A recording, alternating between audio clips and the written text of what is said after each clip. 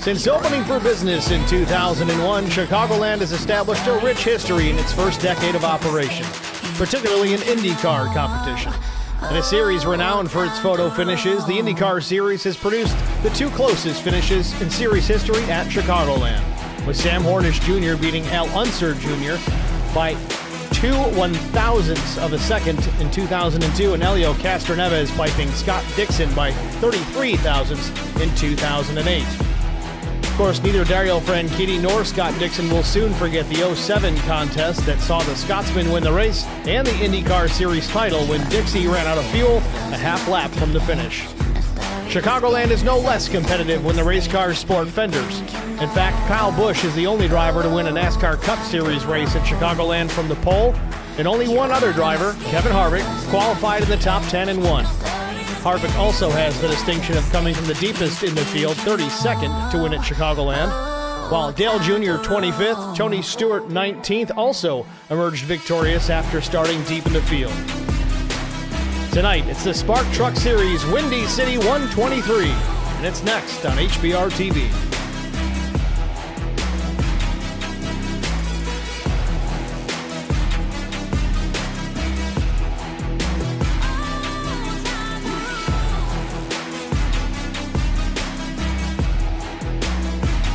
Good evening, everyone. Welcome to Joliet, Illinois, the Chicagoland Speedway, all but defunct at this point in real life, but lives on here in the iRacing service. Let's take a look at the race details for race number 5 of the season.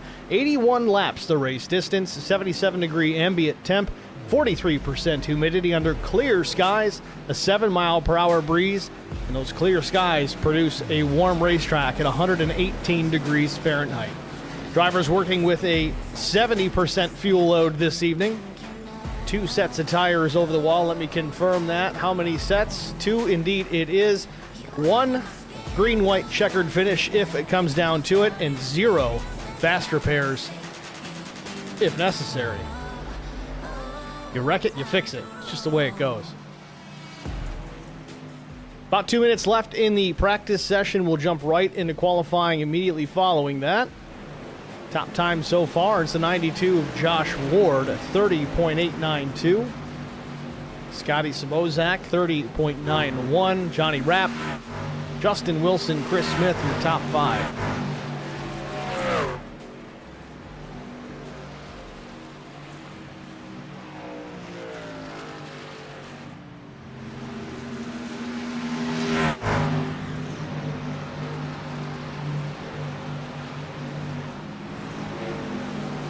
Taking a look at the upcoming schedule. We had the off week last week. Again, Chicagoland here tonight. This will be the halfway point of the season. Bristol Motor Speedway on the 4th of September.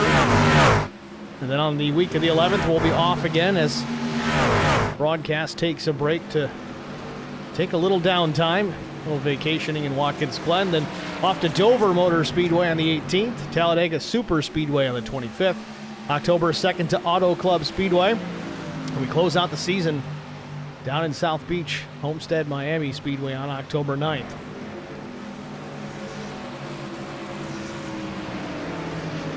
If you guys haven't already checked this out, I know we've mentioned it a bunch, the Goon Squad Fans Choice Award. There's a link in the description. Go ahead and click that link, set up the information that you need there, and pick your driver that you feel is most deserving of that award. Prizes to follow. Sure they would all certainly appreciate that. About 25 seconds left before we see the black and red flags on the session.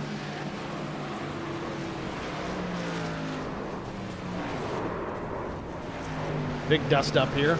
Everybody piling in. This seems to be a recurring issue here every week.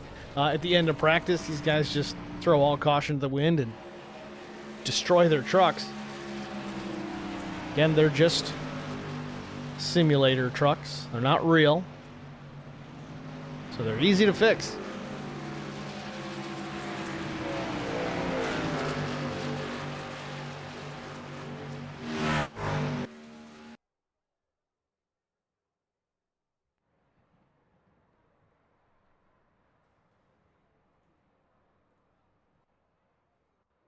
Qualifying about to get underway. 2 laps, 5 minutes, whatever comes first.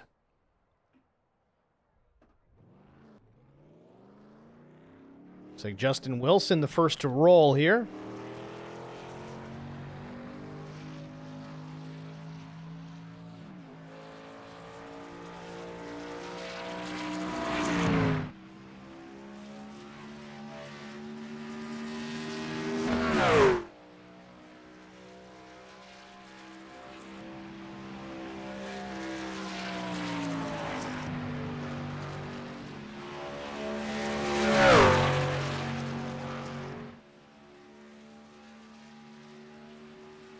Green flag in the air for Justin Wilson.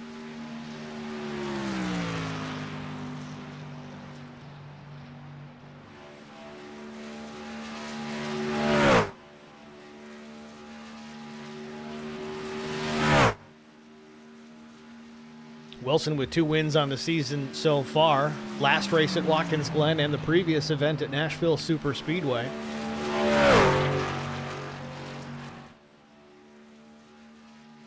Trying to go 3 in a row.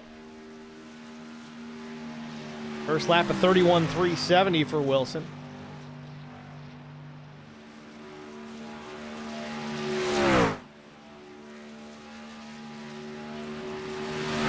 Top time so far is the 49 of Devin Jack. 31.338. Wilson's second quick. We'll see if he can pick it up here on lap 2. Real loose, big slide through 3 and 4. Keeps it out of the wall. This could be a big one. Hopefully he doesn't scrub too much speed. Let's see where he lands, and it's P1, 31.059. A big pickup for the 58 of Justin Wilson. Robert Brobst on the track at 31.410, his first lap. Meanwhile, Ward jumps up to the second spot, 31.098. Seems lap 2 is the money lap here in qualifying.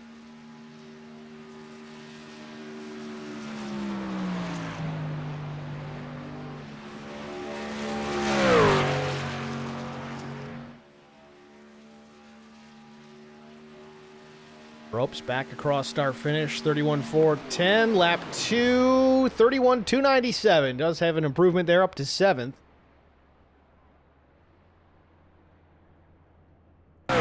Scotty Sabozak. 31.81 the first lap around.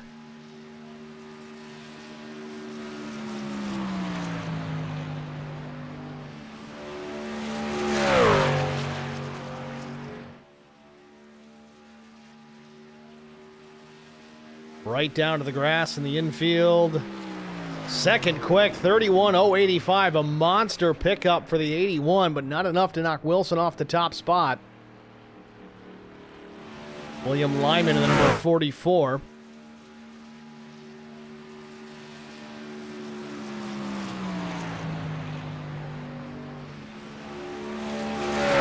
Wilson still holding on to that top spot. Lyman at 31.7 the first lap. Cross start finish here. Where does he land? 21st, 31.560.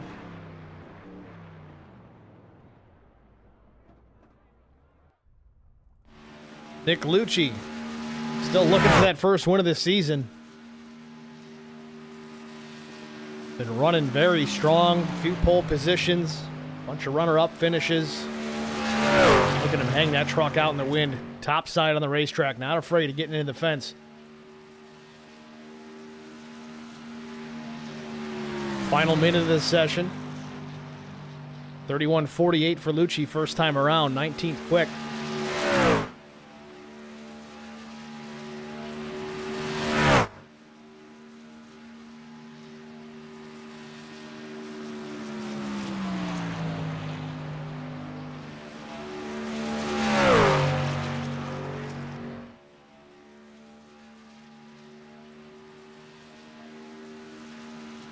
Lucci across the stripe, and not enough for pole, but puts it on the front row at 31.063. Just missed it. About 4 thousandths off the pace of Wilson.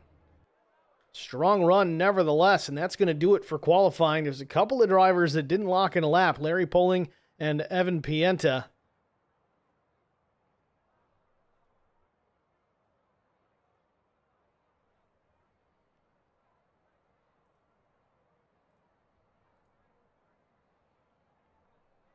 So qualifying in the books, it is official. We'll get to our starting grid here in just a moment.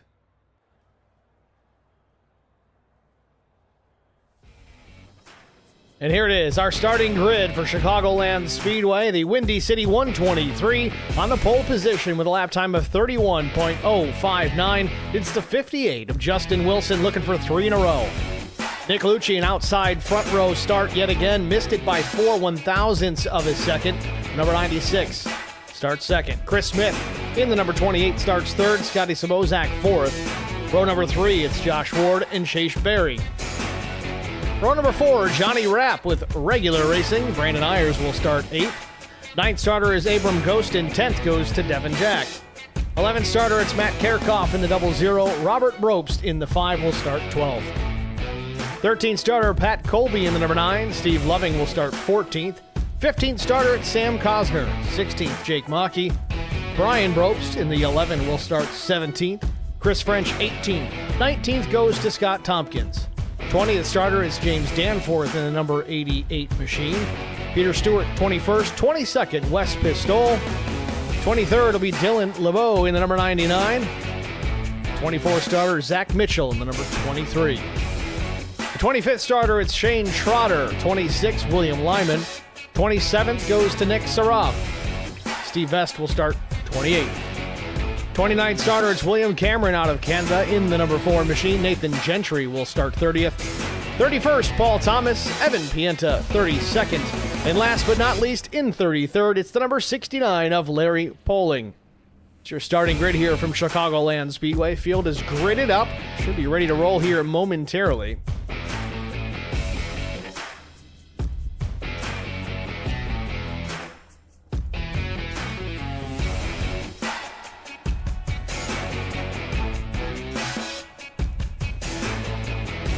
It is the Windy City 123 at Chicagoland Speedway, the Spark Truck Series, race number 5 of the season.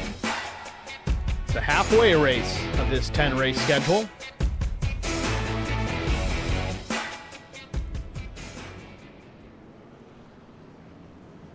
Field begins to pull away from the starting grid.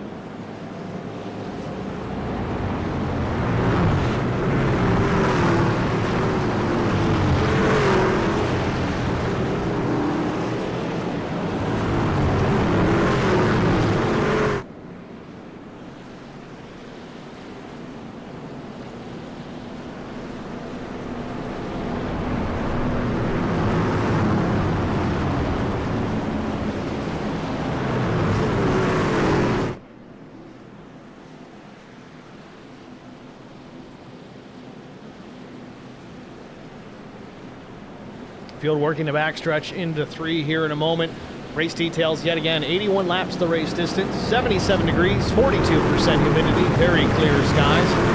Windy 8-mile-per-hour breeze and 117-degree track temperature, 70% fuel load, no fast repairs, 2 sets of tires available over the wall for these drivers to work with this afternoon. Pace car about to make the hard left turn down into pit lane. There it is. Wilson and Lucci will lead the field to the green flag. They're in the Geico start zone. Green waves, and we're underway from Chicagoland Speedway.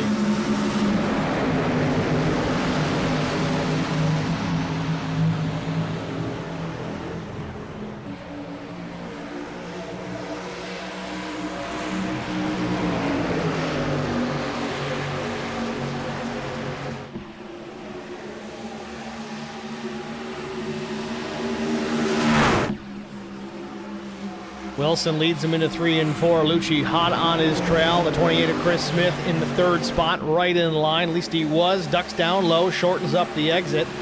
Wilson going to go down below the white line onto the flat of the racetrack. That's legal here. You can do that. Top 2 into 1 and 2. Battle for the 3rd spot. The 81 of Sabozak works to the outside of Chris Smith. In behind him, it's Chase Berry in the number 46 machine.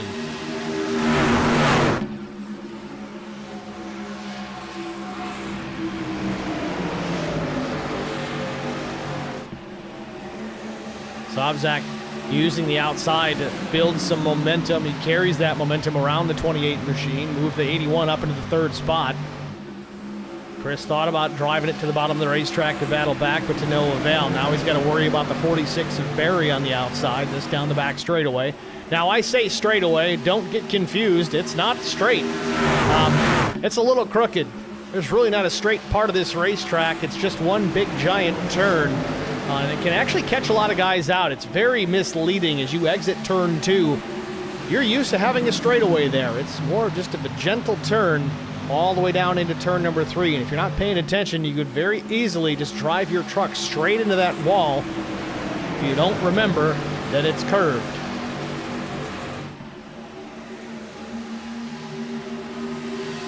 Battle for the top spot. Wilson up top, but Lucci wants to take the lead away. Not going to wait long. It's to the bottom of the racetrack. Does he get clear on a 4? No, it was close. He might have been there, but didn't want to come up too close. It's early on, only 5 laps in. Now he's clear. Wilson looks to cross over, might make some contact. No, they drive it in clean through turns 1 and 2.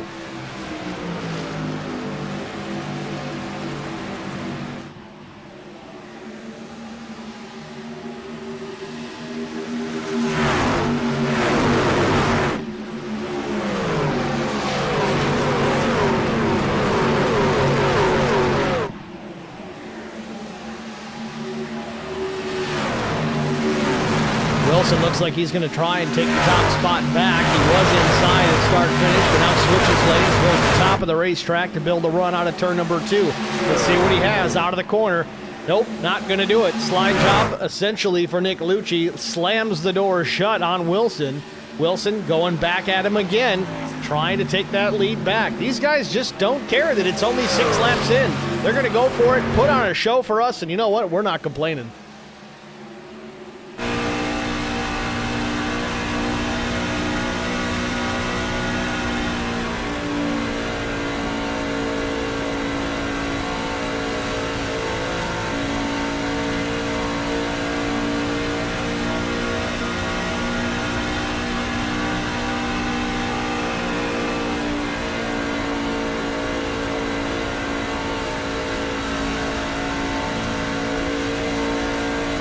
Man, Lucci's so close to that wall on the exit of turn 4. I think Nick's doing a little bit of mirror driving here.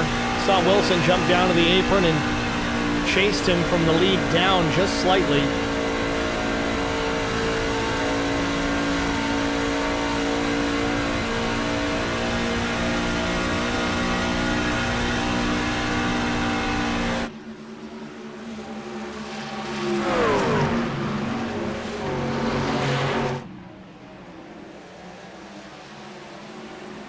Back to start finish. Lucci continues to lead. Wilson keeps taking the low, extreme low line through the dog leg here at start finish. Puts that truck down on the apron. He does shortcut the lap a bit, but I'm just wondering how much speed he's scrubbing off that right front of the race truck being down on the flat. May not be a problem initially, but it may present an issue later on in the run.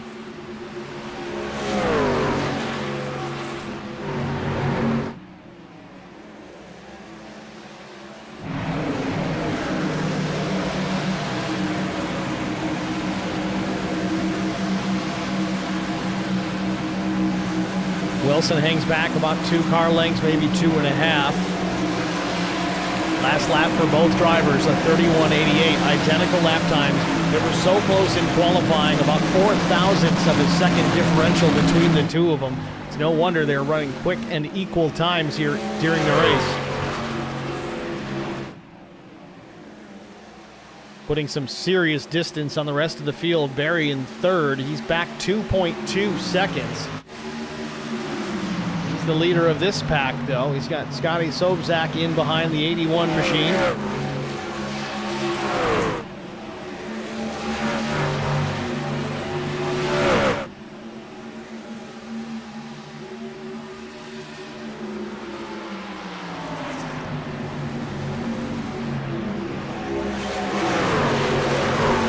Brandon Ayers way up the racetrack through turns 3 and 4, built a big run.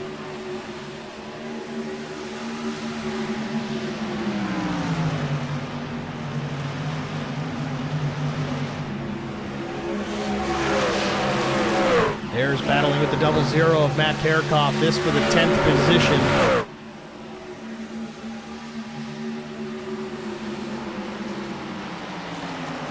Move Brandon Ayers up into 9th.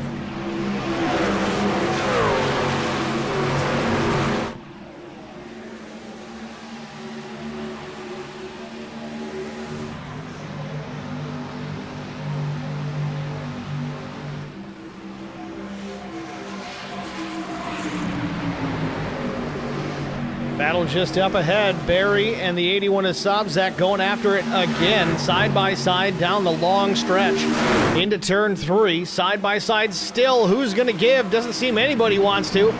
Barry's going to try and pinch the 81 just a bit. He had room topside, but didn't want to open it up for the 81. Scotty's going to take the spot, and it's going to open the door for Chris Smith to do the same. Barry might lose 2, if not maybe 3, if he's not careful. Josh Ward in the 92 on the low side. He's going to try and follow these two through.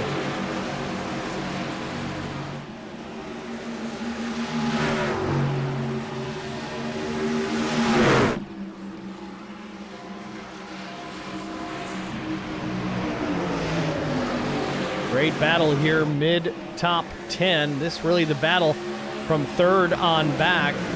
81 has that 3rd spot, then it's 4th and 5th right in behind. They're side-by-side battling while also trying to get that spot back from the 81. Barry and Smith still side-by-side. Barry in the 46, 28 of Smith on the bottom.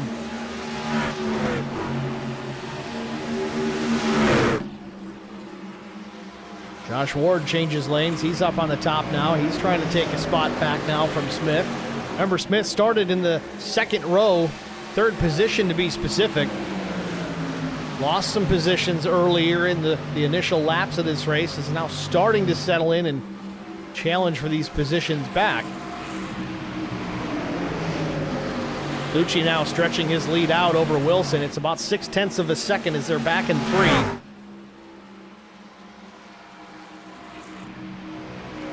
Lucci about 0.3 of a lap quicker than Wilson the last time by.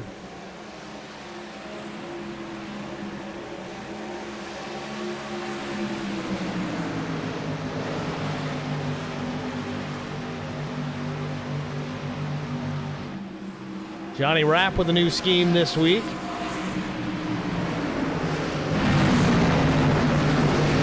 Rapp with the #1 Hero Cards entry.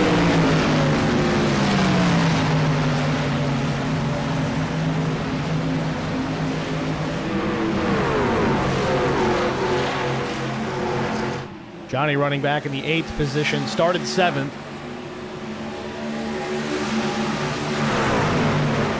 Two sets of tires over the wall. We talked about that a couple of times already this evening, but it is something that the drivers need to manage. You can't just throw caution to the wind and bolt on fresh tires every time you park it in the pit stall.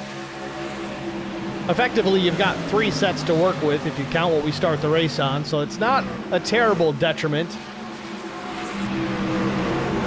We've seen some leagues run 1 set of tires at longer races. Some guys don't like it. Some guys love it.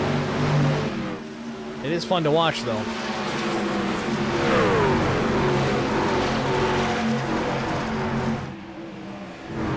More positions changing further back in the pack. This for the 17th spot, Wes Pistol. Under fire from Jake Maki. Maki in the number 13 machine. Top side, gets clear. Takes the spot from the 7. Meanwhile, James Danforth in the number 88 Ford F-150. He's closed in as well. Evan Pienta in the 55. He's also making a move. Dives into the bottom of the racetrack. He may pick up a spot here. Pienta side by side in the entry to turn 1, but well clear. Picks up the spot. Move Pienta to the 18th position.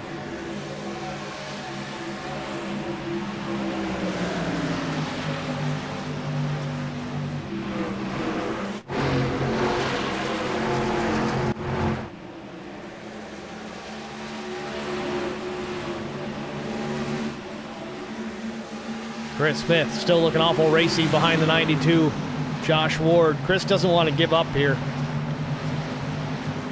Lost those spots early on in the running of this race and just can't seem to recoup them. Certainly not for lack of trying. He's hammered down here on the backstretch. Gets back clear of the 92, so moves Smith back into the top 5. Josh Ward's going to keep fighting. He wants to stay up there himself. He's like, no, I want to be top 5. You want to keep it, you got to earn it. So far, Chris Smith has earned it. Josh Ward not able to close the gap back in and take it back away.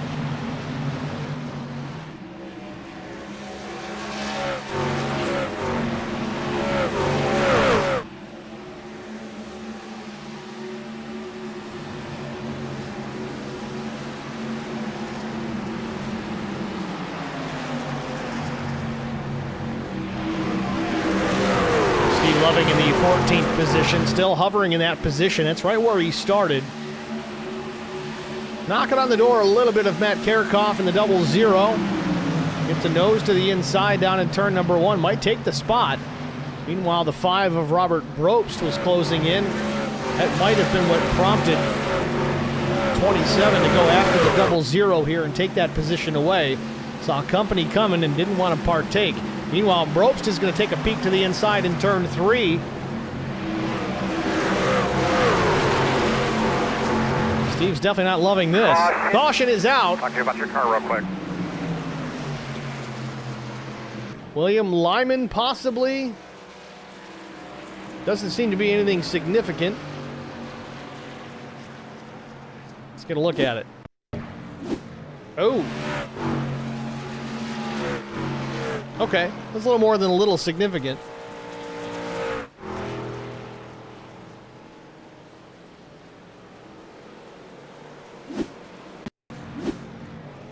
So 4 went around by himself, it looks. So let me rewind this and see if we get a better look. Yeah, it does appear we've talked about this a lot too. Watch the left front tire on this number 4 machine. It'll get down to the bottom of the racetrack, but I think he's already loose. You see the rear end stepping out as it is.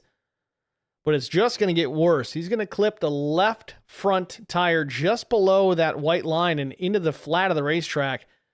That really helps rotate the truck. And in this case, that's not what you're looking for. Maybe on a short track. But it sends the 4 spinning.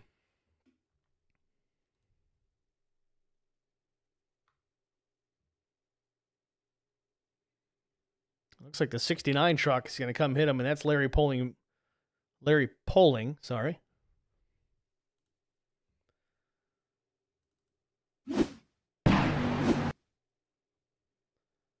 We'll watch it from his onboard. You see the 4 starting to come around.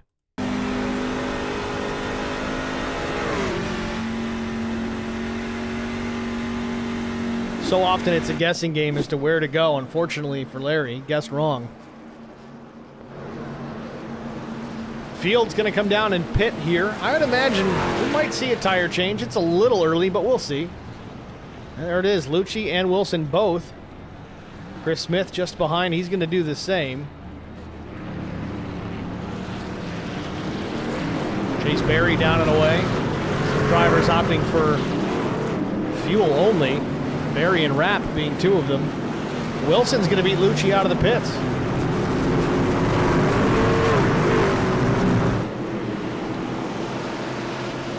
So there's your new race leader. It's the 46 of Chase Berry, 3rd leader of the night. Haven't said much about the stream chat, but we have had some visitors tonight. John Rapp and then John Rapp. 2 John Rapps. They popped in to say hello. Let's see, Dalton Shoulders, Faith Wells. Looks like Selena Universe, possibly. Mia J, Mark Lucci, Derek Welch. Thanks, guys, for checking in. Certainly appreciate you watching and definitely interacting while you're here. If you can't, help it, but just let's do a little like. Click the like button in the stream. That's very helpful. Pushes the video out to some broader audiences. Helps us here at the channel. Helps the league. Derek Welch chiming in. He says, "Oh God, I can't. The shadow boxing." Derek is a stickler for the quote-unquote shadow box. Effectively, the way iRacing works is if you're in the pit lane and there's someone in the pit box, effectively you can drive right through their car as they get the pit work done, and it won't hurt anything. You won't get any damage or anything like that. I understand why it's set up that way, because it would just be an absolute disaster in iRacing officials. But Derek, as a league admin over the Num Thumbs Racing League, he likes to enforce that rule, and tries to police it the best that he can. And a lot of guys really abide by it. I kind of like the mindset to it. I don't know if I'd want iRacing to police it because that'd become a bigger problem, but it kind of forces it to be a little more realistic. It is a sim, after all. Some would call it a game. Not going to weigh in my opinion on what it is, but I do like the fact that it's enforced in some of these leagues, and it's not a big deal that it's not in others, but it is kind of neat. It does make the realism a little bit better. We got Bali Civic says, great broadcast. Thank you for checking in. Appreciate that. Again, guys, I see you clicking the like button. I do appreciate that as well. It does help. It's free to do, too. That's the best part. Just make sure you're logged in.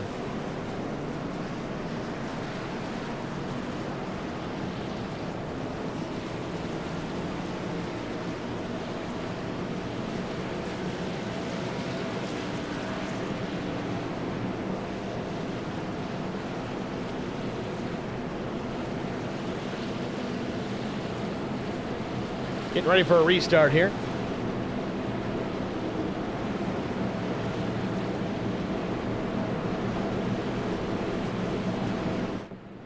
Field on the backstretch here, half a lap away. We'll be under green yet again on the one to go. As you see, the pace car lights have gone out.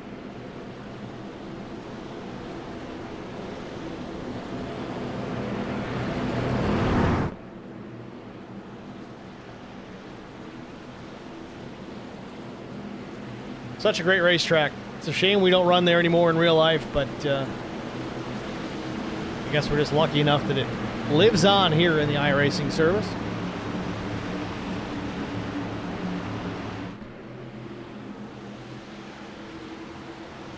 Pace car makes the hard left. Green flag. Barney waves the green flag. Little wheel spin out of Barry. Gets into Rapp or close to it. Rapp has to check up. He might have had a similar issue, but Lucci, he's on a tear. Remember, top two guys stayed out on their old tires. They're going to try and save a set for later, and we're 3 wide for third, fourth, and fifth. Lucci goes up the gut. Rapp goes topside. He's going to fall back. Again, older tires. Barry, same story. Lucci jumps to the inside. Now the bottom of the racetrack. Wilson retakes the top spot. So will we see the aggression yet again out of Nick Lucci after a lap or so once these tires come up to temperature? Man, we got a gaggle back here outside the top 10. Oh, we got trouble. Kerkhoff in trouble. And we got truck spinning. Caution not out yet, and there it is. Caution. Kind of talk me through what's going on again. Kerkhoff seemed to be the first truck involved in this. I don't know if it was initiated by contact or if he just had a problem out of turn 4. Looks like the engine has been damaged in that incident, so he may be out of this. See if we can pull a replay here in just a minute. Yeah, there it is. All right, so we'll back this up, try to get a better view. Looks like there might have been some contact with Dylan LeBeau. So right now, the 00 is Kerkhoff. That's the truck that actually ends up spinning initially. And I think the 99 in the top lane, the black truck, that might make a little bit of contact here. This is a better angle from the blimp. Again, they're 3 wide. We saw this getting ready to happen. Rapp might have scraped the wall a bit. But LeBeau is going to try and fill the gap. They might have been 4 wide in some form or fashion, but you see Kerkhoff comes down, clips the 38 machine. That's Sam Cosner, and then up the racetrack and a big hit on the nose of that truck. So Cosner is going to spin through the grass, and we still didn't have a yellow until just about right here. Oh man, Kerkhoff got another big hit.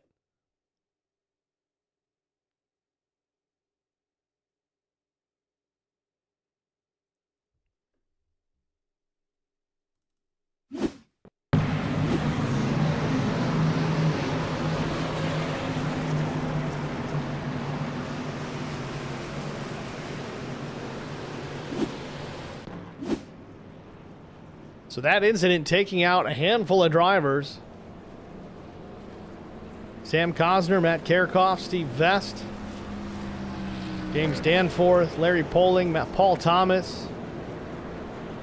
I think I got everybody there, but that was a big one. Second caution of the night. We're about 10 laps shy of halfway.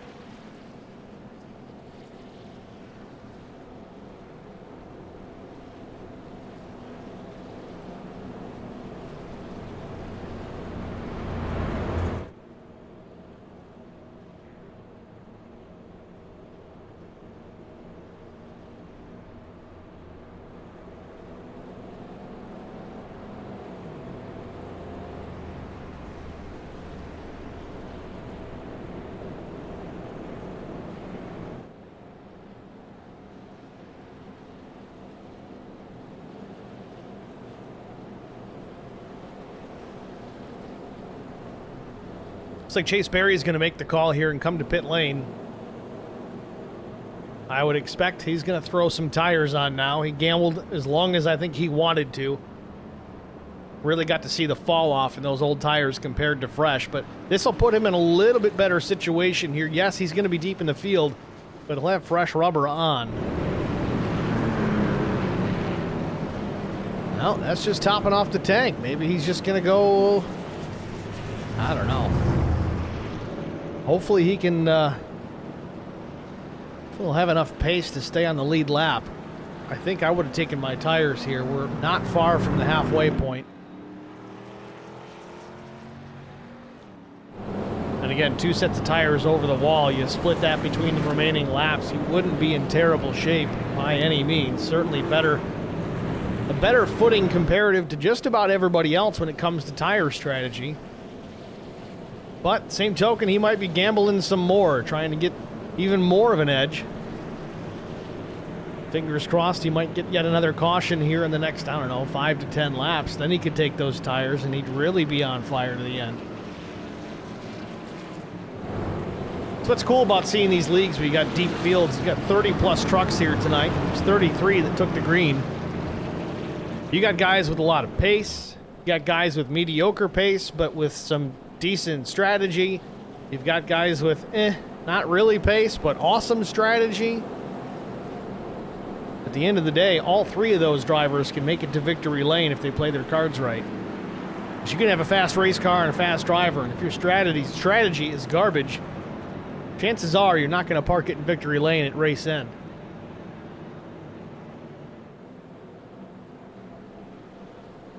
So pace car lights are off, so we should be green the next time by. Lap 35 for the green flag.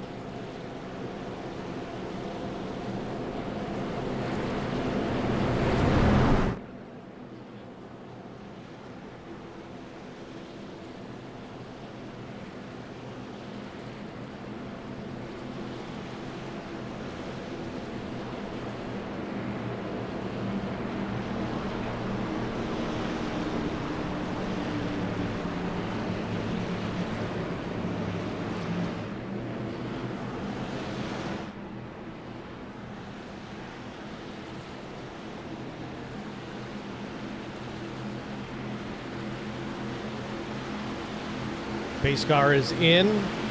Green flag. And field comes up to speed. Wilson with a good restart. He's going to force Lucci to battle with Sobzak to the inside. The 81 truck also coming up to speed, but no, Lucci gets clear.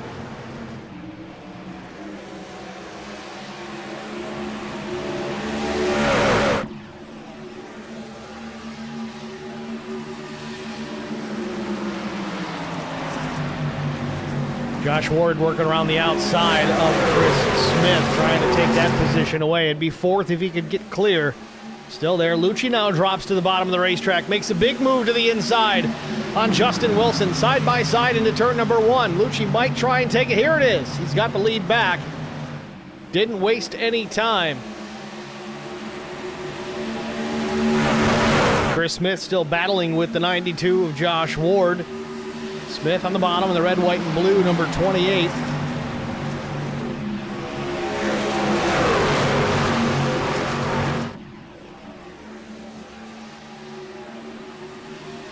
Smith shortcuts the dog leg here, trying to get the advantage on Ward. Nothing doing. Ward was able to sniff a little draft off the 81. And Dylan LeBeau real high and wide off turn number 2. Keeps it out of the fence. LeBeau and Evan Pienta still battling.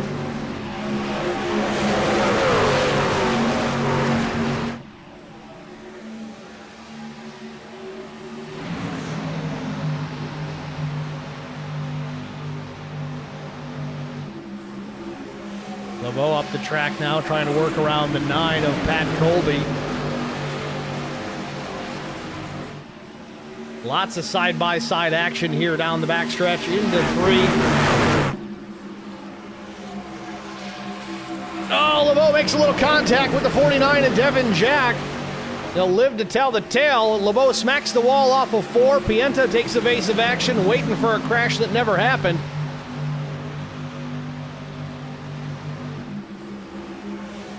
Everybody lives and drives on.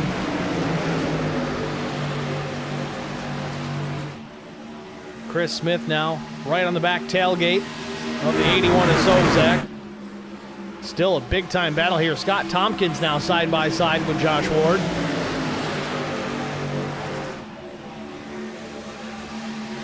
Devin Jack might have scraped the wall off of 4. Take a little bit of a correction there out of the corner. These guys in this series, they've got some quick hands. 40 laps complete here from Chicagoland Speedway, just about halfway. Lucci leads, Wilson second, Sobczak third. Chris Smith runs fourth, and we watch this battle for the 5th spot between Josh Ward and the 25 of Tompkins. Dylan LeBeau wants to take a piece of this fight too. We'll see what he's got. Do they go 3 wide into 1? No, LeBeau not going to do it, but turn 2, sure, why not? 3 wide. LeBeau trying to keep it out of the wall on exit. He does just that, keeps the hammer down, but tucks back in behind the 92 of Ward. Crossover, gets 1 spot on Tompkins. LeBeau going for another, trying to take 5th from Ward. Slides up, a little bit of contact, saves the race truck, keeps it going, off turn 4, settles in behind. Loses a little momentum out of turn 4. It's going to open the door back up for Scott Tompkins. Great action here, top to bottom throughout the field, but we're going to step aside, get our HBR TV side-by-side break out of the way. Stay with us. We'll be right back. I met Marcos Garza when we were doing radiothons for St. Jude Children's Research Hospital. We needed sponsors to help us raise money, and he's always the first one to jump in. I would describe Marcos and his team as upstanding, someone you can trust, and he is just a genuine guy. Marcos has been very generous. He has a genuine concern for people. You need somebody that cares about you. And that's what Marcos is, and that's pretty much what this firm is. The Garza Law Firm. Let us help.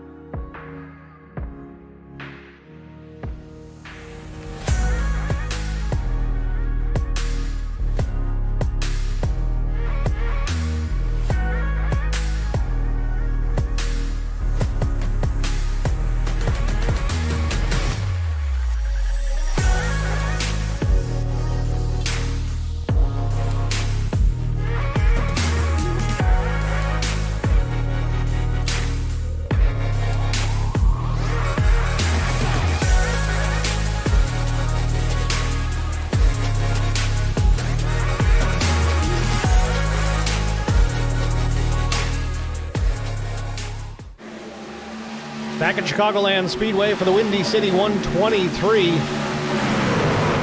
Action has been relatively non-stop from the drop of the green flag. Lucci still leads with a 1.3 second advantage over the 58 of Justin Wilson. We've been watching these battles throughout the pack, and they are plentiful. There's a lot of them going on here. Devin Jack now running in the 9th position. Want to give a call to Evan Pienta, though. He's driving that number 55 EPD machine. He's up 24 positions, running in the 8th spot. A strong run for the 55 here today. See if he can cap it off.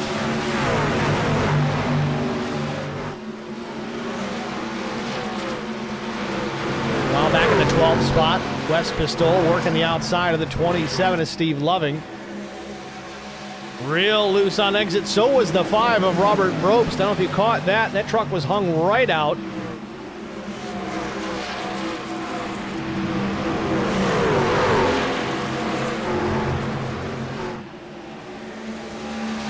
Pat Colby in the 9 was working the high line as well, building a run on Ayers.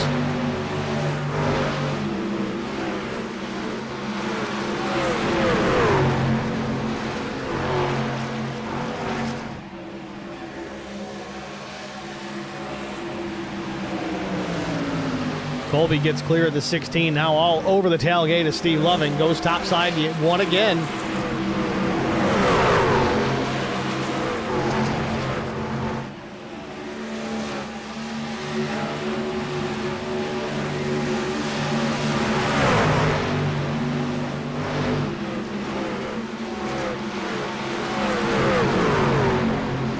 Nicely executed. Patrick Colby in the 9 Alabama machine. Picking up a couple of spots in just a couple of laps, not even. Very clean passes for the 9, both around the outside.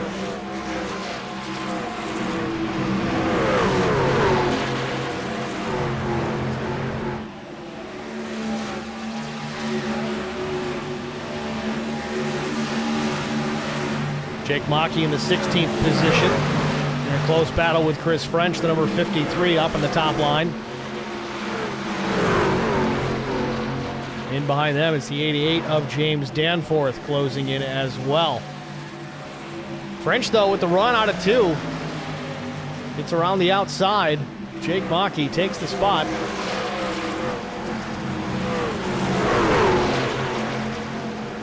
Danforth now working the outside. Big time run. He's going to pick up a spot as well.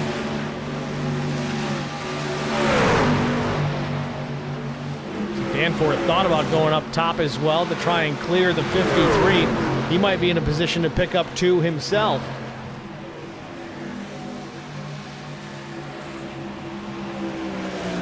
Chase Berry just finishing up his pit stop. Did not get that caution he was crossing his fingers for, but at lap 54, he'll come back out of the racetrack. A lap down, but with fresh tires. Should be able to reel in the leaders and get that lap back the hard way, but will still need another caution to get caught back up. If he does, he still has another set of tires over the wall. See if that pays off later on in the run.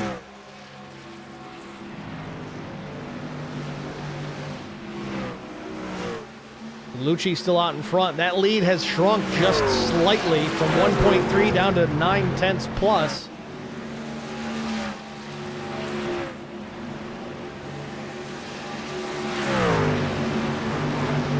I'll have to keep an eye on that, and it's shrinking still. Last lap for Wilson, a 33.09. Lucci, a 33.13. Not a huge difference in lap time there, and actually Lucci picks up the pace yet again out of 4, but a better run for Wilson down the back. Gets it below 9/10.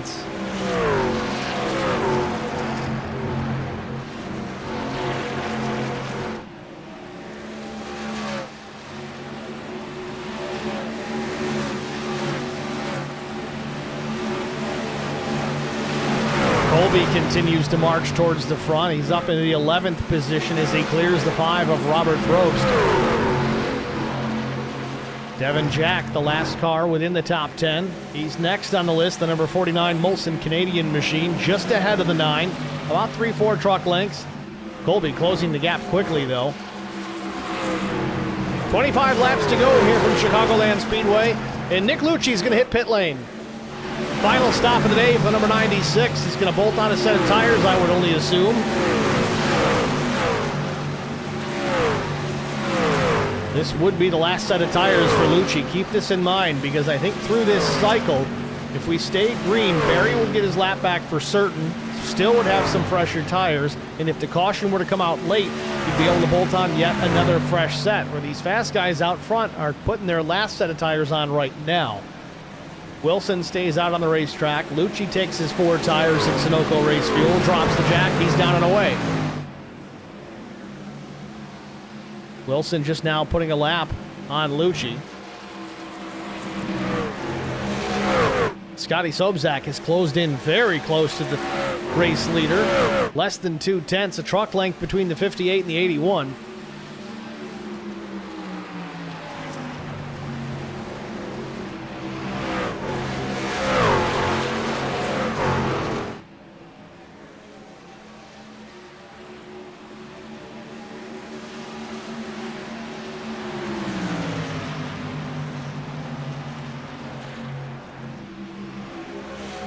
More pit stops underway. Scott Tompkins, Wes Pistol.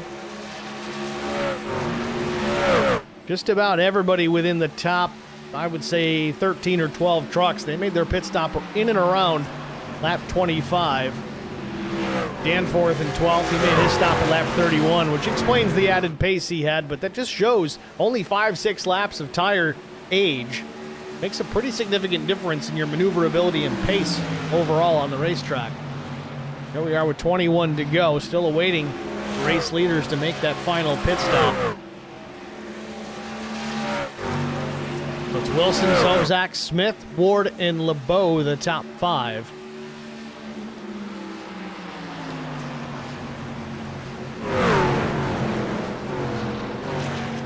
And here comes Wilson, aggressively into pit lane. Gets her woed down, loses the back of the car a little bit. Too much rear brake on old tires. Hopefully he got her woed down.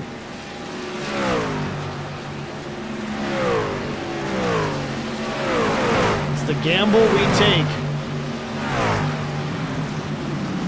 Dial in a lot of rear brake, get you woed down quicker, but you have a higher tendency to spin the truck out.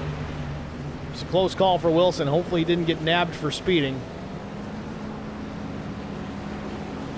Right side tire change, 4 tires and fuel for Justin Wilson. Drops the jack, and he's good. Oh, Chris Smith gonna clear Wilson on exit.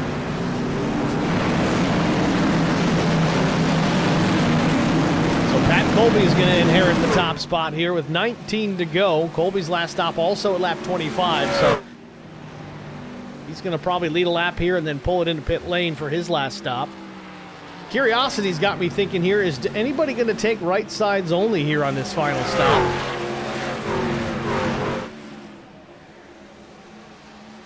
Caution. And the caution comes out. Kind of talk me through what's going on again. Not sure if it was Sobczak leaving pit lane, if he had an issue.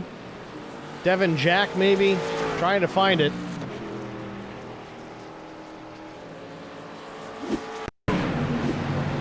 Off the nose of the 16 of Ayers. That may have been coming out of pit lane just after the blend line cone. And this is what brings out the yellow, I think, is him coming back on the racetrack.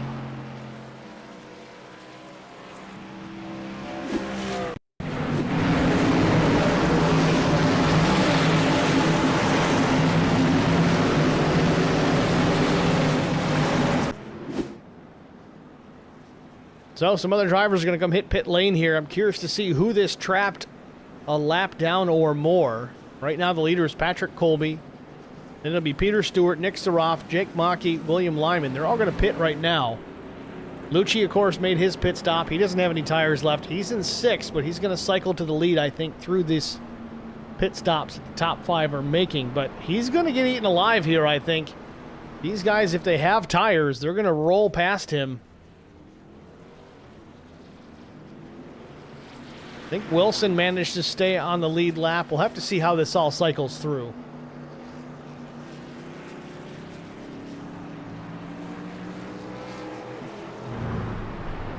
So yeah, Lucci is shown as the race leader. A lot of wave around trucks as well. So we'll see how this plays out.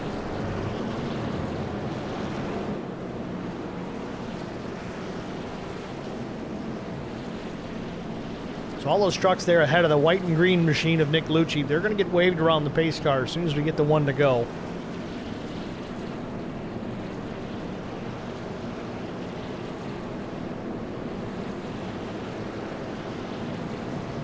And while we have a caution, let's take a look at the schedule yet again here. We are already halfway through this season.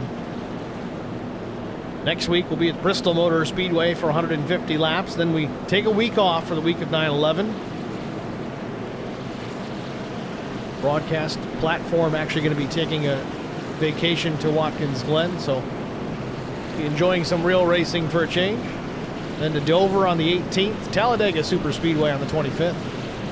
Auto Club on October the 2nd, and we close the season out South Beach, Homestead Miami Speedway on the 9th of October. All these races brought to you live here on HBR TV. It's been a fun season so far with this Spark Truck Series. It's the first season we've broadcast for these guys. Happy to do it. Appreciate Johnny Rapp for reaching out to us. See if we could do that for him.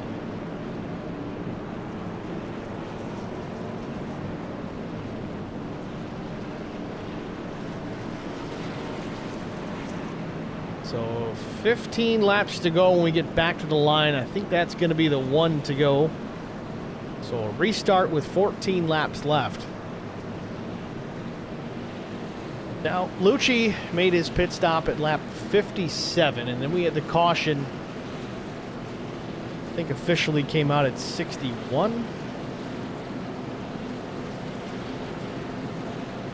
63. So about 5 or so laps under green on the new tires for the 96. Scotty Sobczak, he pit at lap 62 during the caution, was on pit lane as it came out, so he almost gets a free stop out of that. He's going to restart outside front row. So he'll have fresher tires than Lucci as well. So this is where you're going to see it. Check that. Not one to go yet. Yeah, they're going to go one more lap here just to make sure everybody gets lined up correct. So we got an extra lap of caution. But this is going to be a fun one to watch. Sobczak's quick. Lucci's quick. Scotty's got slightly newer tires. Remember, Scotty won the second race of the season this year out at Texas Motor Speedway. And you remember who was second? Nick Lucci. I don't know if Nick's going to be able to handle this if he finishes second again. I mean, again, we're only halfway through the season. He's really collecting a lot of points in these second place finishes, but man, oh man, you just want to get a win out of this. At least one.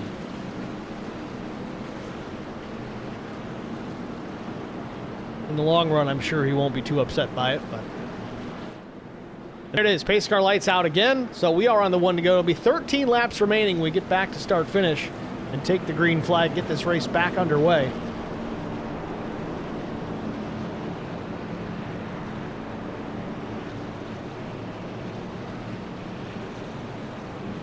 Justin Wilson is going to restart in the 8th position. Keep that in mind, too. He took his last set of tires. That was a lap 61, and it appears that he was able to get that completed without losing a lap. And it shows now we've got 23 trucks still on the lead lap. So we had just about that cycle complete with just a handful of drivers that still needed to pit. Timing is everything in this sport. Seemed to work out okay for everybody.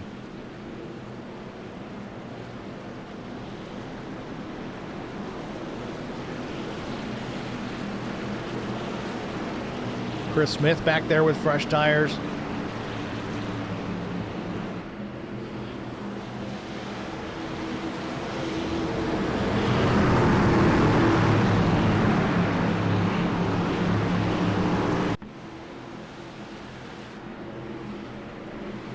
Green flag. Green flag back in the air. Lucci spins the tires a little bit, but Gets the power back down and still drives away from second and third.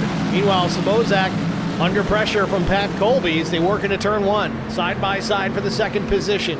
Colby on the bottom, Sobozak up top. Meanwhile, Peter Stewart running in the fourth position, the number 94. He's a part of this action now. He's taking a look to the inside of Colby in turn three. And caution's out once again. We've got trouble in turn four. Somebody was keying up on your radio just a few minutes ago. Evan Pienta going through the grass.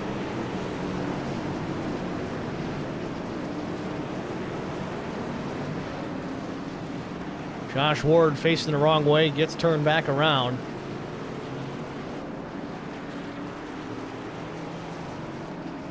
And unfortunately for the 46, looks like he was involved in this. Let's see what happened to the 46 of Josh Berry just a moment ago. Oh, it happened up ahead of him.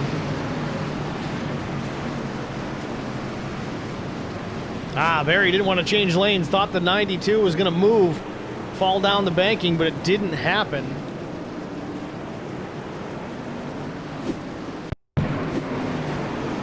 And we're getting the replay a little late here. Let's rewind this, get a best look at it.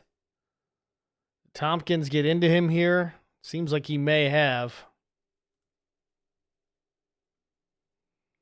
So watch the 55 and the 25 here in the middle of the frame. Yep, definitely some contact to the right rear. And when you've got that thing yawed out, you don't want that.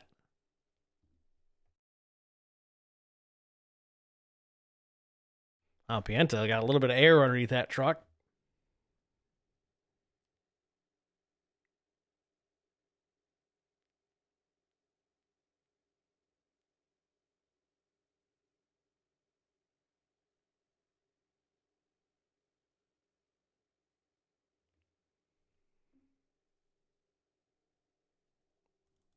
Let's watch this one at full speed.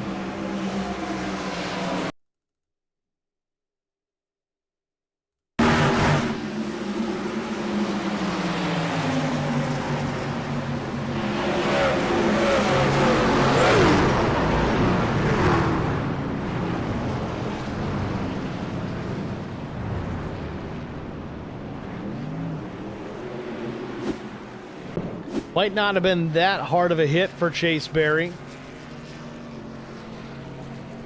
Well, we did get some pit work done, some repairs made. I don't know if he took tires on that stop or not. But he's going to have some work to do.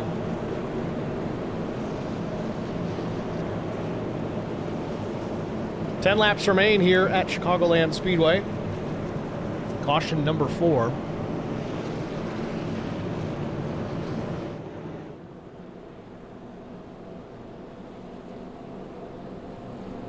Take a look at our top 10 currently. It's Nick Lucci, Scotty Sobozak, Pat Colby, Peter Stewart, Nick Saroff, the top 5. Nick's up 22 spots. Good run for him so far. Jake Maki runs 6th. 7th is Chris Smith. William Lyman is 18th. 9th is Justin Wilson. And 10th is Scott Tompkins.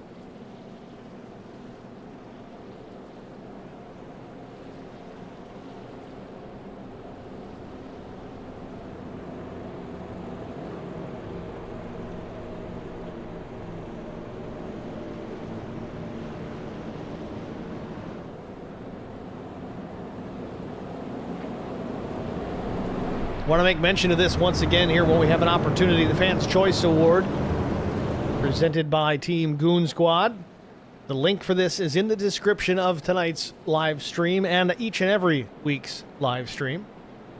Go ahead and click that link if you haven't already set up the information and voted for your favorite driver for this year. It's like the NMPA most popular award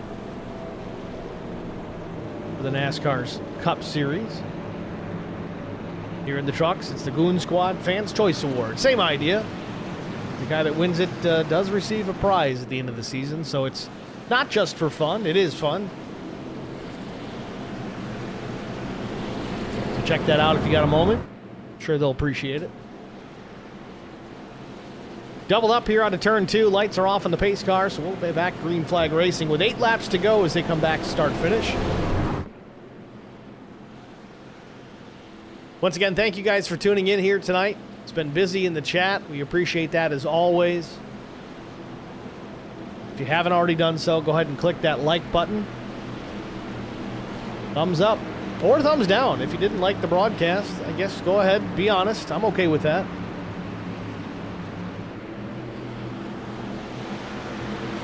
Either way, we'll take the interaction. Field on a turn 4. Pace car about to hook a left down pit lane. It does so. Lucci and Sobczak going to lead them back to green. Green flag in the air. We're back racing.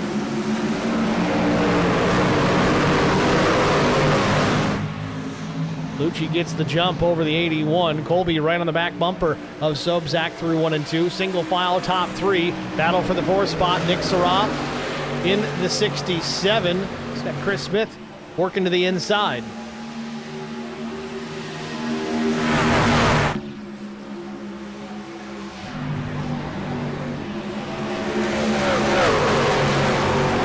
Lucci continues to lead about a quarter-second advantage over the 81, but Sobczak's going to be coming in a hurry here. We'll see if he's got anything for the 96 of Nick Lucci. Nick trying to park that truck in victory lane for the first time this season.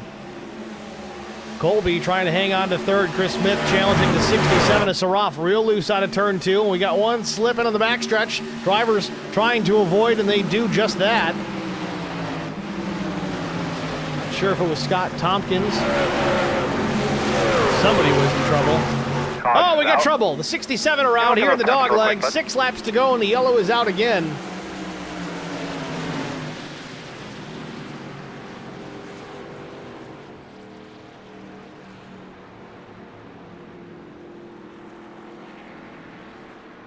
Let's get a look at it here. It was lap 75. 67, does he get mixed up with the 99? He does. Comes up the racetrack, and he's just not clear. Clips the left front of the 99, and into the fence he goes.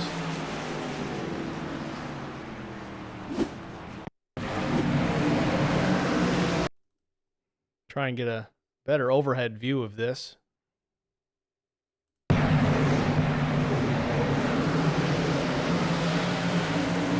That Saroff just comes up the track.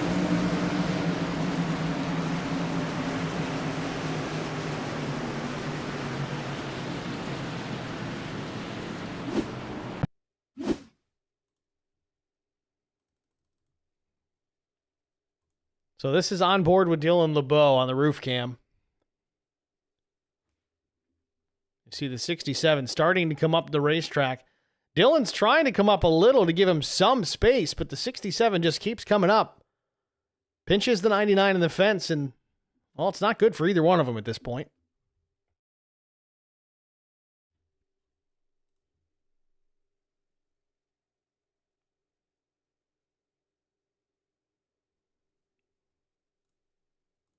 Looks like LeBeau will live to fight another day, but he's got to get some repairs made to make that truck competitive.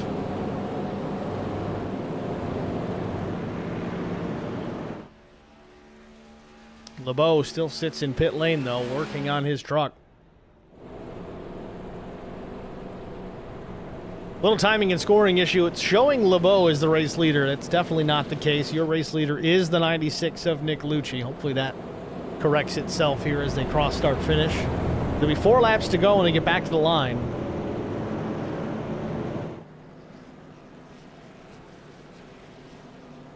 Should get the 1 to go this time. If not, maybe next. No, lights stay on. So we're going to have a natural green-white checkered, it looks like. So we'll get the 1 to go the next time by. And then the green will come back with 2 laps remaining. Again, this series does run 1 green-white checkered attempt. This will not count towards that allotment, as this is still within regulation to distance. So they'll go out there, 2 laps to go. Green flag will come out. Of course, the next time by, they'll get the white. And then, of course, the checkered. Now, if the caution comes out prior to the race leader taking the white. That's when we get to use our official green, white, checkered finish, our overtime, if you will. And again, only one attempt.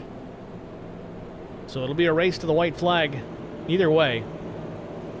Once that leader takes the white, the next flag would end the race.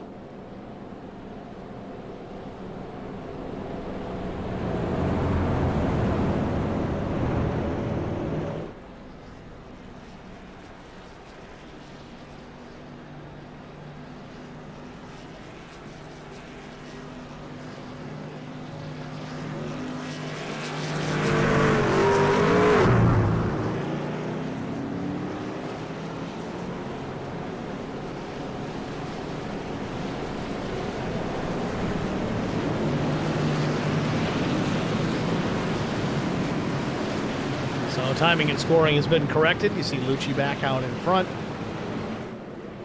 And we're doubled up, ready for the restart. It'll be Lucci and Sobczak yet again. These additional cautions here in the latter stages of this race really working in the favor of Nick Lucci here. Again, he does have older tires than Sobczak, but not by a lot. Lucci pitted at lap 57, then the caution came out, I think it was lap 63. Sobczak took his tires just before the caution, so he's got fresher rubber, but it's not significant. And again, we haven't run a whole lot of green flag laps since then, at least not consecutive green flag laps. See if Lucci can time the start here and catch the 81 sleeping.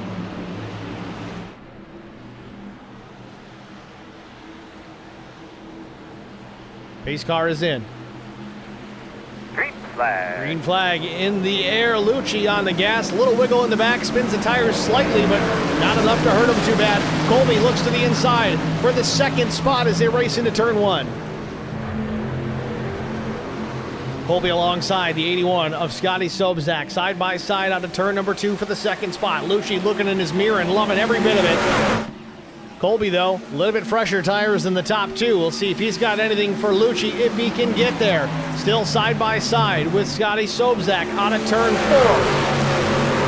Coming to the white flag. Will we get to it before we have a problem? And we do. Final lap from Chicagoland. Lucci in command.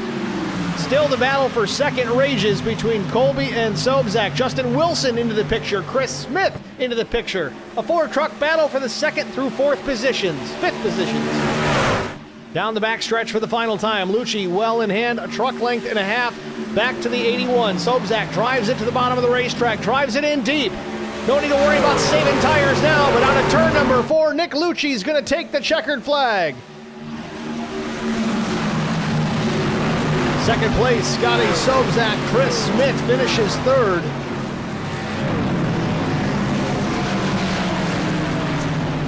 Lucci finally gets that checkered flag. He's been so close so many times this season. Finally secures a victory.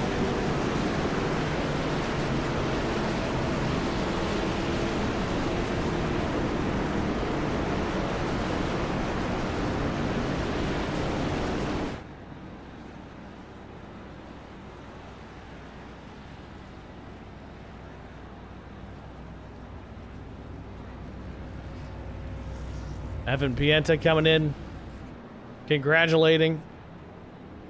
He's trying to.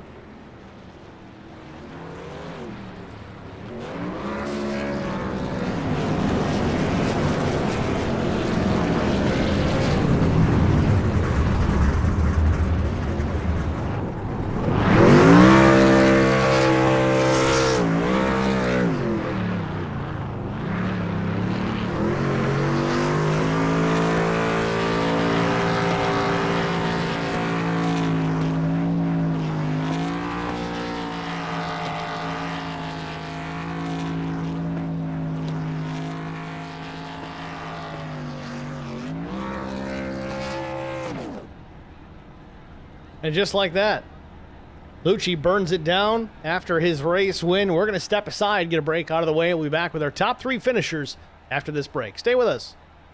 I met Marco Scarza when we were doing radiothons for St. Jude Children's Research Hospital. We needed sponsors to help us raise money, and he's always the first one to jump in. I would describe Marcos and his team as upstanding, someone you can trust, and he is just a genuine guy. Marcos has been very generous. He has a genuine concern for people. You need somebody that cares about you. And that's what Marcos is, and that's pretty much what this firm is. The Garza Law Firm. Let us help.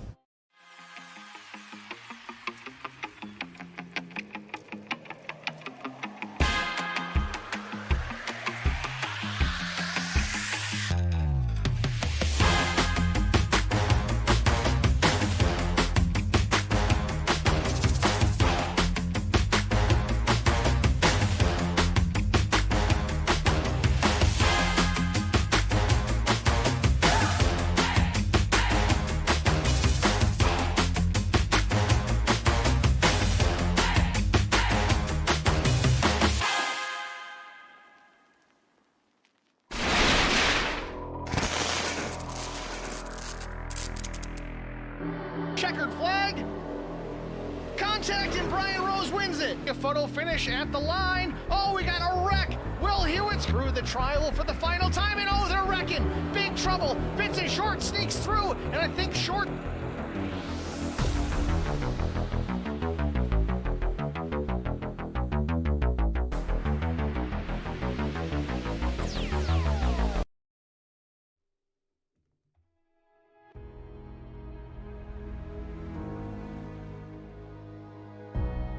Back at Chicagoland Speedway, race number 5 in the books. The Windy City 123 belongs to Nick Lucci, driver of that number 96 Toyota Tundra TRD Pro. Nick finally takes the win here after a bunch of second place finishes. It's got to feel good to get that race win. Nick, it's Steve in the booth. You got me? Does feel good. I got you. Nick, congratulations, man. I was wondering how this was going to work out. You put that thing on the outside pole. Usually you put it on the pole and then finish second, so maybe that was a stroke of luck here tonight. But walk us through your race. What was the plan coming into tonight? You seem to have the pace, at least after a couple of laps. You were able to clear Justin Wilson and kind of set sail and drive on. But then strategy came into the mix, and then a bunch of cautions here late. How did you hold off those guys? Well, it definitely wasn't easy, for sure. I obviously got to give a hats off to Justin, who it broke my pole streak, which is a little unfortunate. Would have liked to have those 2 bonus points, but we made the most of it. We led the most laps. A lot of laps, those canceled out. Yeah, after about 5 or so laps, I felt that I was a lot better than Justin. Was able to quickly get by him, unlike 2 weeks ago at Watkins Glen, which it's part of it. And then we got to about 20 laps or so into the run, still feeling pretty good. I saw that Scotty and a couple others were starting to pick up long run pace. Didn't really think it was gonna pick up that much compared to the times I was running, but then we got to about lap 25 and here they came, and definitely would have been nice to see how it went, how the race would have went if we didn't have any yellows.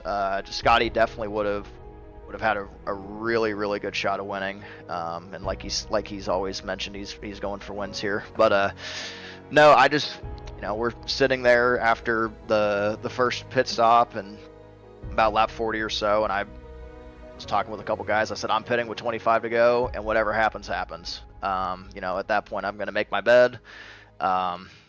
Wasn't really the biggest fan of that yellow a couple laps after, but we were able to just barely slip by the leader at the time, and we're able to restart up front and just try to drive off into the sunset. But Scotty definitely made me earn it, especially on that last restart. So strategy definitely played a pretty big role into it, but I just felt that raw pace was able to kind of bring me over the edge compared to Scotty and everyone else. So the differential in tires between you and Scotty was only a few laps. You came down in pit, of course. You talked about that caution coming out lap 63. Scotty made his stop right before the yellow. In fact, he was on pit lane, I believe, as the yellow came out. So kind of a free stop for him. Put him in a good position. He did have the tire advantage on you. but really didn't get that chance to shine with those extra cautions there at the end. Do you think things would have played out differently if we had run green after that? Man, it's so hard to say. I thought that Scotty definitely wasn't doing himself any favors for staying out a handful of laps longer. It was definitely going to get to the point where it was going to be kind of a carbon copy of our 1-2 at Texas a couple weeks ago. I just knew, like Justin said last week, I just knew that in order to kind of give myself a better chance of winning, I needed to pit first compared to the leaders. We were able to do that at a pretty nice number that I felt that I was able to, that I would still be able to kind of keep the tires on, but I knew that with the undercut I would gain probably a second or two on everyone, and I actually gained about 6. So I'm sitting there those first couple laps thinking that, man, all I gotta do is keep this thing off the wall and we're good. Obviously that yellow came out, and that was definitely when I thought that Scotty and Justin and Chris and everyone else who had pitted right after me were just going to blow by me, but obviously it wasn't the case. Well, certainly impressive one way or another. A strong run. Congrats on the win here tonight. Next week, we look forward to race number 6 at Bristol Motor Speedway with 30 trucks out at Bristol, 30-plus trucks at Bristol. What's your thoughts going into that short track, the High Banks, in the last Coliseum next week? Well, it's definitely going to be interesting. Obviously, the plan will be the same as every other week has been so far. Hopefully get the pole, hopefully lead the most laps, hopefully lead a lap as well, hopefully win, get max bonus points, but obviously we haven't really been able to complete the sweep so far. But we'll see what happens. It'll definitely be interesting. Tire degradation will still be a pretty big factor, as well as line choice at the time, especially with iRacing's updates, where you're able to lay a little bit more rubber down and have a little bit more dynamic racing groove. But yeah, definitely looking forward to it. Hopefully it'll be a good one to watch. Well, Nick, we certainly look forward to it. We're going to let you get out of here. Is there anyone you want to thank? As I say every week, shout out to everyone here at Spark Racing League. This is definitely a group of guys that race clean for the most part, but they're able to hustle and get up on the wheel and make you definitely earn it. And you know, Scotty and Chris and everyone that was right there at the end definitely made me earn it. Shout out to everyone at Holler Boys Racing TV for the broadcast. Hope it was as fun to watch as it was to race. Shout out to both Evan Pienta and James Danforth at F. Scott Motorsports. Obviously, definitely not the day that either one of them wanted, but you know, kind of how the cookie crumbled. All right, Nick. Well, thanks for chatting with us, man. Good luck next week on the short track in Bristol. Yeah, thank you. I appreciate it. Nick Lucci, your race winner here at Chicagoland Speedway. Next, we're going to talk to the driver of the number 81. It's Scotty Sobczak. We'll pull Scotty up into the broadcast booth and get a word with our runner-up. Scotty, it's Steve in the booth. You got me? Hey, good evening, Steve. How you doing? Doing good, Scotty. Congrats on a runner-up finish here. Started 4th, worked your way back up in the top 2. Had the tire advantage late in this race. Unfortunately, it seems that you got a bunch of cautions that didn't really allow you to stretch the legs of that race truck and really put the pressure on Nick Lucci. So you settle for the 2nd spot.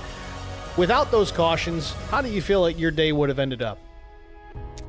I would have been talking to you a little bit sooner, I think, and that's just the way it goes, unfortunately. But yeah, we had the tire advantage, but not the strategy advantage at the very end, and not sure what happened with all those cautions, but they definitely didn't help, and there's just too much of an advantage being first and be able to fire off early, and I could really reel him back in, but it was going to take about another half a lap, maybe a couple more turns. So that first caution, maybe I was going to be okay, and I was trying to get some momentum running the top, and I was going to catch him and most likely get by him there, but you know, that's the way the cautions fall. One way or another, it was an impressive run. You got 1 win on the season already, a 2nd place to back it up. Things looking good points-wise, I would assume, here for the 81. Yeah, we'll see. This season is the trophy hunting mantra, so probably not making all the races, but the ones that I do, we're trying to shoot for that top spot. So I was going to do what I could to win that race if it came to it there, and I just wasn't able to get close. But yeah, points aside, we'll keep trying to get the trigger flags. Well, next week we got the shortest racetrack on the schedule, Bristol Motor Speedway. You going to be present for that one? Yeah, we should probably shoot for Bristol. It's, to me, another one of those roulette tracks, a little bit like a super speedway in the sense that you never know what you're going to get caught up in. But if you can get to the front and stay there, you might have a shot, kind of like this race where you had to be in front of some of the chaos that happened. So we'll plan to be doing the same thing and hopefully be in the same position. That's all you can ask for. Well, Scotty, once again, a strong run here, a runner-up finish at Chicagoland Speedway. Who do you want to thank before I let you go? Yeah, I got to thank Alex and Junebug upstairs. Pine Mountain Auto Supply, #1 auto supplier here, just outside of Yosemite National Park. And thank to you for broadcast up there at HBR. I love to watch that. Hope everyone enjoyed the race, and thanks for the guys putting on the league. Thanks for talking to us, Scotty. Good luck next week. Thank you. That's Scotty Sobczak, your runner-up here at Chicagoland Speedway. Next, we're going to talk to the third-place finisher, the number 28 machine of Chris Smith. We'll get a word with our third-place finisher as long as he can hear us. Chris, it's Steve in the booth. You got us? Yes, sir. Got you loud and clear. Chris, congrats. A third-place run here. You started third, you finished third. We saw you mid-pack, top 10, top 5, then top 3. You had your work cut out for you here tonight. Walk us through it. What was the key to success in finishing third here tonight? Well, at the beginning there, we're just kind of looking after the right rear tire. Didn't want to try to get the truck hung out a little bit too much there, and tried to step it up there the last 10 laps of that first stint. And, we had that caution, or that first long run, I should say. And, when we made our second pit stop, we had that caution, and that kind of threw us back a little bit, kind of ruined the track position. And from there, it was just kind of, battling, trying to battle up through the field on all those late race yellows we had. Well, an impressive run nonetheless. We move forward to Bristol Motor Speedway next week. It's likely to be chaotic. It's likely to have some short tempers. What's your thoughts going into the short track at Bristol next week? The only short track on the season. Yeah, I think it's going to be similar to not tonight in the sense that you're going to have to look after the tires. Not much else is similar to tonight, but you're going to have to look after the tires because, they wear out pretty fast there. So, definitely looking forward to it. I always enjoy racing there as long as the chaos is at a minimum, like you said, and hopefully that's the case. This is a really good group of drivers right here. I know we had some yellows there at the end, but this has been a lot of fun this season, and I've really enjoyed racing with these guys week in and week out. Oh, we look forward to it, Chris. Again, nice run here for the third place finish at Chicagoland. Who do you want to shout out to? I want to shout out my teammates, Paul and Steve and Ellis. He's not here tonight. He's a little bit sick, so get well soon, Ellis. My parents watching at home.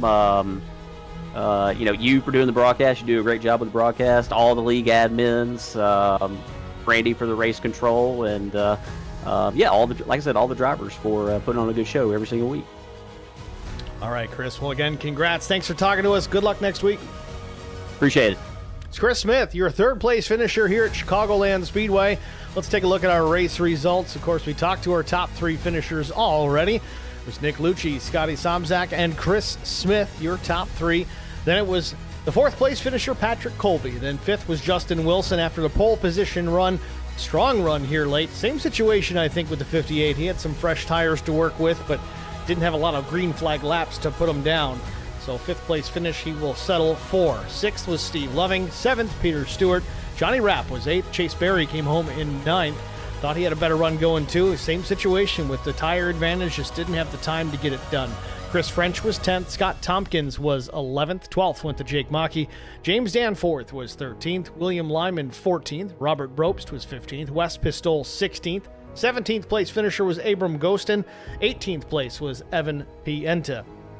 Further down the line, 19th went to Devin Jack. 20th was Brandon Ayers.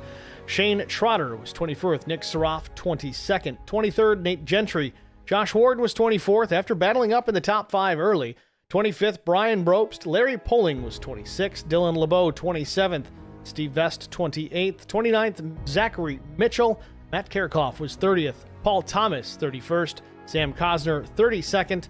And William Cameron in the number 4 finished 33rd on the field tonight, 59 laps down. It's going to wrap it up for us here at Chicagoland Speedway. Once again, as always, thank you guys all for tuning in, being participants within the stream chat. That's how I determine if we had a successful night, is if the stream chat is busy, even if it's just a few people. As long as people are talking, things are good. But I do appreciate that each and every week. Just keep it somewhat clean, for the kids. It's not made for kids, but whatever. I digress. Hit the like button if you haven't already done so. Subscribe to the channel if you haven't already. Share it with your friends. And most important, turn on those notifications so that you get that heads up every time we post a video or even a live stream, because it could be your league that we're streaming.